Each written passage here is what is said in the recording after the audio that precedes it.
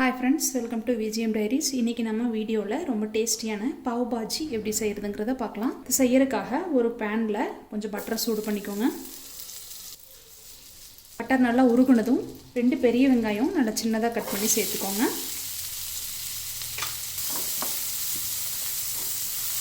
நல்லா golden brown ஆகுற வரைக்கும் இத வதக்கி எடுத்துக்கலாம். வெங்காயம் நல்லா இந்த மாதிரி கோல்டன் ப்ரவுன் ஆனதும் 1 tablespoon ginger garlic paste add பண்ணிக்கோங்க. நல்லா பச்சை வாசனை போனதும் ரெண்டு பெரிய தக்காளி சின்னதாக கட் பண்ணி சேர்த்துக்கோங்க. கூடவே ஒரு மீடியம் சைஸ் குடமிளகாய் சின்னதாக கட் பண்ணி சேர்த்துக்கோங்க. கொஞ்சமாக ஃப்ரெஷ்ஷான பட்டாணி இதெல்லாம் சேர்த்து நல்லா குழைய வேக வச்சு எடுத்துக்கலாம்.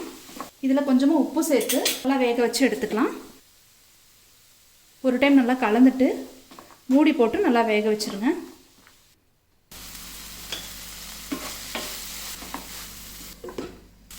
பாருங்கள், ஓரளவுக்கு நல்லா வெந்துருச்சு. இதையே ஒரு மேஷர் வச்சு நல்லா இப்படி ப்ரெஸ் பண்ணி விட்டுருங்க. சேர்த்துருக்கிற காயெல்லாம் வந்து நல்லா குழைய வேகணும். அதனால் நல்லா இந்த மாதிரி அழுத்தி விட்டுருங்க. ஓரளவுக்கு நல்லா ஸ்மேஷ் ஆகிடுச்சு. ஆல்ரெடி வேக வச்சு நல்லா மசிச்சு வச்சுருக்கிற உருளைக்கிழங்கு சேர்க்குறேன். 2 உருளைக்கிழங்கு எடுத்துருக்கேன். இதையும் கூட சேர்த்து நல்லா மசிச்சு விட்டுடலாம். இப்போ இது கூட ஒரு 1/2 டம்ளர் தண்ணி சேர்த்துக்கோங்க. மூடி வச்சு ஒரு 5லேருந்து 10 நிமிஷம் வேக வச்சிடலாம். நல்லா எல்லாத்தையும் ஒரு டைம் கலந்துட்டு அதே மேஷர் வச்சு நல்லா அழுத்தி விட்டுருங்க. ஒரு 2லேருந்து 3 டீஸ்பூன் அளவு தண்ணி சேர்த்துக்கோங்க. சேர்த்து இது இன்னும் நல்லா வேக வச்சிடலாம்.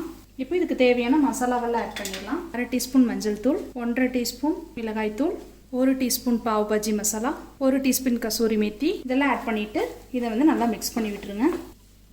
இன்னும் கொஞ்சமாக தண்ணி சேர்த்து 10 நிமிஷம் வேக வச்சிடலாம். நல்லா ஒரு ஸ்மூத் பேஸ்ட் வர்ற மாதிரி வேக வச்சு எடுத்துக்கலாம். இந்த கன்சிஸ்டன்சி வர்ற மாதிரி பார்த்துக்கோங்க. உப்பு சுவை பார்த்துட்டு உங்களுக்கு தேவைப்பட்டால் இன்னும் கொஞ்சம் உப்பு சேர்த்துக்கோங்க. இப்போ இதில் கொஞ்சமாக பட்டர் சேர்த்துக்கலாம். கூடவே கொஞ்சம் கொத்தமல்லி இலை. இது ரெடி ஆகிடுச்சு. மாற்றிட்டு வேற ஒரு பேன் வச்சு பாவ் பன் வந்து ரெடி பண்ணிடலாம். அதுக்காக ஒரு பேனில் கொஞ்சமாக பட்டர் சூடு பண்ணிக்கலாம். கொஞ்சமாக மிளகாய் தூள், கொஞ்சமாக பாவ் பாஜி மசாலா, கொஞ்சமாக கசூரி மேத்தி, கூடவே கொஞ்சம் ஃப்ரெஷ்ஷான கொத்தமல்லி இலை எல்லாத்தையும் நல்லா மிக்ஸ் பண்ணிடலாம்.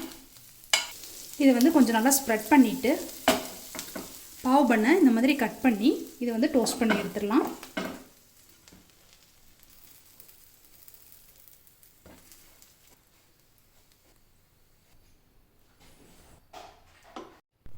ரொம்ப டேஸ்டியான பாவ் பாஜி ரெடி ஆகிடுச்சு. நீங்களும் வீட்டில் ட்ரை பண்ணி பாருங்கள். பிடிச்சிருந்தா VGM டைரிஸ்க்கு சப்ஸ்கிரைப் பண்ணுங்கள். சஜஷன்ஸை கமெண்ட்ஸ் பாக்ஸில் கொடுங்க. மறக்காமல் பெல் ஐக்கானை கிளிக் பண்ணுங்கள்.